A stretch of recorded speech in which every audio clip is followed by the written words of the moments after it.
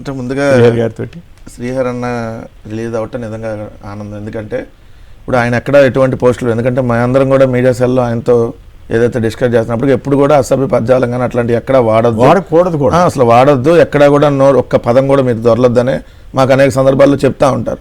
ఇక్కడన్నా మనం ఏమన్నా కొద్దిగా మాట్లాడినా మేము అగ్రెసివ్గా వెళ్తున్నారు, అలా వద్దు, మనం ఎక్కడ నోరు జారొద్దని మాకు అనేక సందర్భాల్లో చెప్తారు.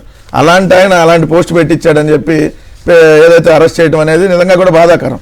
ఏదైనా ఉంటే ముందు నోటీస్ ఇవ్వచ్చు, విచారణ అడగచ్చు, ఎక్స్ప్లెనేషన్ తీసుకోవచ్చు.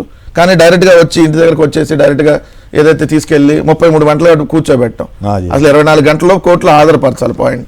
కానీ హాజరుపరచకుండా అంటే ఏం లేదు, వేధించాలి, వాళ్ళని మానసికంగా ఏదైతే హింసాలి, అలా మానసికంగా హింసిస్తే వాళ్ళ వర్క్ వాళ్ళు చేసుకోకుండా మెంటల్గా దాని మీద ఆలోచిస్తారనేటటువంటి ఒక టార్గెట్. సో ఒకటైతే స్పష్టం, ఏదైతే కుప్పం నిన్న కుప్పానికి సంబంధించినటువంటి ఎవరైతే మేజిస్ట్రేట్ గారికి నిజంగా కూడా సెల్యూట్ చేయాలి. ఎందుకంటే చంద్రబాబు నాయుడు గారు ఒక టార్గెట్ గా అక్కడ పెట్టాడు కుప్పంలో, అక్కడ దాకా తీసుకెళ్ళి.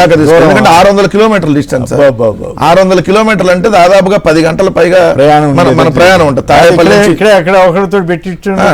నుంచి 10 గంటలకు పైగా జర్నీ.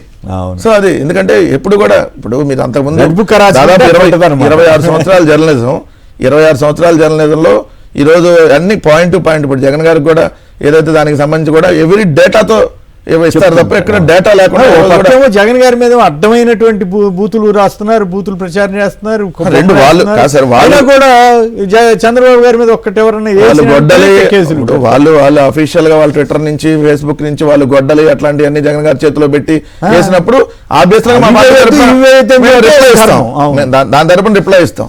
సో దానికి సంబంధం లేనటువంటి దాంట్లో ఎవరో గిరీష్ అనే అతన్ని అరెస్ట్ చేయడం, అనంతపురంలో గిరీష్ రెడ్డిని, దాని నుంచి మళ్ళీ శ్రీహరి గారిని అరెస్ట్ చేయడం ఏం చేస్తారు అంటే మీడియా సెల్లో శ్రీహరి గారు ఉంటారు కాబట్టి ఆ కింద ఉండే వాళ్ళు కూడా భయపడతారు అనేటటువంటి ఒక టార్గెట్ గా వెళ్ళినట్టుగా అనిపిస్తా ఉంది.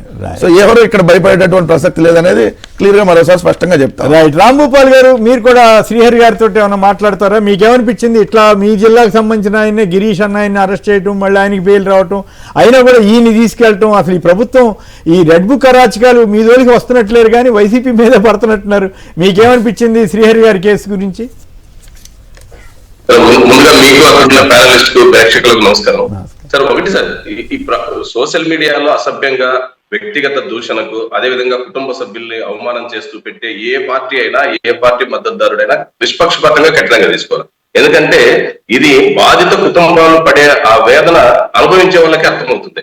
చాలా ఘోరాతి ఘోరంగా, నీచంగా వ్యక్తిత్వాన్ని హననం చేసే పద్ధతుల్లో, ఇంట్లో ఉండే మహిళల్ని కించపరిచే పద్ధతుల్లో పెట్టడం అనేది అది సరైనది కాదు. కానీ అదే టైంలో ఒకవైపు మాత్రమే చట్టం అమలవుతూ రెండో వైపు యథేచ్ఛగా రోడ్ల మీదకి వదిలేస్తే, సోషల్ మీడియా ఛానల్స్ అన్ని వాళ్ళు ఆ రకంగా దుర్వినియోగం చేస్తే అది ప్రజాస్వామ్యానికి మంచిది కాదు. ఈ రోజు ఇది ఏ పద్ధతి అయితే అనుసరిస్తారో రేపు వచ్చే ప్రభుత్వం అంతకంటే ఇంకా ఎక్కువ అమలు చేస్తుంది. తద్వారా ప్రజల్లో ఒక సానుకూలంగా సామరస్యంగా ఉండాల్సిన ప్రజల్లో విభేదాలు, వ్యక్తిగత దూషణలు, నీచంగా మాట్లాడుకోవడం ఒక సాంప్రదాయంగా మారిపోతుంది. అది ప్రమాదం.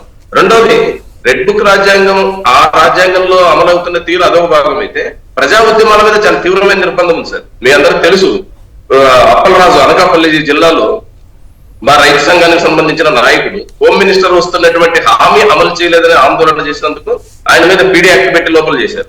అదేవిధంగా అనేక రూపాల్లో ఆందోళన చేస్తున్నటువంటి అంగన్వాడీ టీచర్లను కానీ, ఆశా వర్కర్లను కానీ, మున్సిపల్ వర్కర్స్ కానీ ఏ రకమైనటువంటి కేసుల్లో, తప్పుడు కేసుల్లో నిర్బంధిస్తున్నారో మనం చూస్తున్నాం.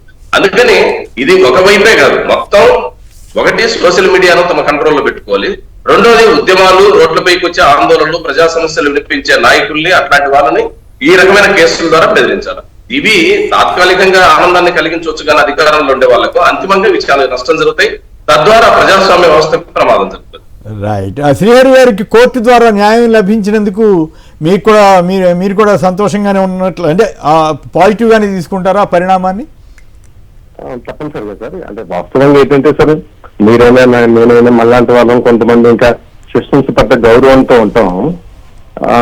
వాటి పట్ల మనలాంటి వాళ్ళకి విశ్వాసం సన్నగిల్లినా సరే, ప్రజలకు విశ్వాసం సన్నగిల్లినా సరే, ఇప్పుడు మనం స్వాతంత్రం వచ్చిన తర్వాత నిర్మించిన పరస్పర విశ్వాసం ఏదైతుందో ప్రజలకి సిస్టమ్స్ మధ్య, అది సన్నగిలిస్తే మాత్రం పెద్ద అరాచకాలు జరుగుతాయి సార్ దేశం. సో వ్యవస్థ మనల్ని కాపాడుతుందనే నమ్మకం ప్రజలకు ఉండాలి. అలాగే ప్రజలు మన పట్ల నమ్మకంతో ఉన్నారనే నమ్మకం కూడా వ్యవస్థలకు ఉండాలి. ఈ రెండింటి మీద ఎప్పుడైతే విశ్వాసం సన్నగిలుతుందో ఇక డెమోక్రసీ ఉన్న దేశాలకి మనకి పెద్ద లేని దేశాలకి మనకి పెద్ద తేడా ఉండదు. ఇంకొక పాయింట్ చెప్పండి, జగన్ గారి వైపు నుంచి మీకు ఎలాంటి సహాయ సహకారాలు అండ లభించింది ఈ మొత్తం ఎపిసోడ్లో? సార్ డెఫినెట్లీగా సార్, నేనే కాదు రాష్ట్రంలో ఏ కార్యకర్తకి ఏం జరిగినా సరే, చట్ట విరుద్ధంగా ఎలాంటి అణచివేతకు గురైనా సరే తక్షణం ఒక సిస్టమ్ ఏర్పాటు చేశారు. ఆయన వెంటనే రెస్పాండ్ అవుతున్నారు. అవసరమైన చోటుకు నేరుగా ఆయన కాల్ చేస్తున్నారు. అవసరం లేని చోటుకి ఎవరినైతే పంపించాలో వాళ్ళని పంపిస్తున్నారు. అందరినీ కాపాడుకుంటూ వస్తున్నారు. సో పెద్ద ప్రయత్నం జరుగుతుంది 2 ఏళ్ల కాలంలో పార్టీని ఆ దిశగా బలోపేతం చేయడం. ఎక్కడికెక్కడ ఈ రాజ్యాంగ విరుద్ధంగా కానీ చట్ట విరుద్ధంగా కానీ లేకపోతే ఇంకా చట్టాలను చేతులు తీసుకొని పార్టీకి సంబంధించిన నాయకుల్ని కార్యకర్తలను ఇబ్బంది పెట్టే కార్యక్రమం ఎక్కడైనా సరే వాళ్ళకి అండగా ఉండటం, రక్షణగా ఉండటం, తోడుగా ఉండటం, లీగల్ గానే కాకుండా కుటుంబ పరంగా వాళ్ళకి భరోసా ఇవ్వటం అనేది చాలా పెద్ద ఎత్తున కార్యక్రమం జరుగుతుంది. ఈ విషయాన్ని చాలా సీరియస్ గా టాప్ ప్రయారిటీ కింద ఆయన కార్యకర్తల్ని నాయకుల్ని రక్షించుకోవడం అనేది మొదటి నుంచి ఆయనకి చాలా టాప్ ప్రయారిటీగా తీసుకున్న ఇష్యూ సార్ ఈ 2 ఏళ్ళలో. అలాగే నిన్న ఆ విషయంలో కూడా ఆయన చాలా జాగ్రత్తలు తీసుకోవడం జరిగింది. మొత్తం లాయర్ గారు, న్యాయవాదుల బృందాన్ని కూడా నేరుగా ఆయనే ఫోన్ చేసి పంపించడం జరిగింది. లేదు అసలు సంబంధం లేని అంశాలు ఏ రకంగా ఇబ్బంది పడుతుంది, అన్యాయంగా ఉంది, అరాచకంగా ఉందని చెప్పి ఆయన పంపించారు. ఫైనల్ గా ఏదేమైనా మళ్ళీ మీ మీద పోలీసులు రాకుండా ఉండాలని, దిక్కుమాలి రెడ్ బుక్ మీ జోలి రాకుండా ఉండాలని ఆకాంక్షిస్తూ మీకు మరొకసారి తిరిగి వచ్చినందుకు సంతోషం వ్యక్తం చేస్తూ ధన్యవాదాలు తెలియజేస్తాం శ్రీహరి గారు. రైట్, ఇక థ్యాంక్ యూ వెరీ మచ్.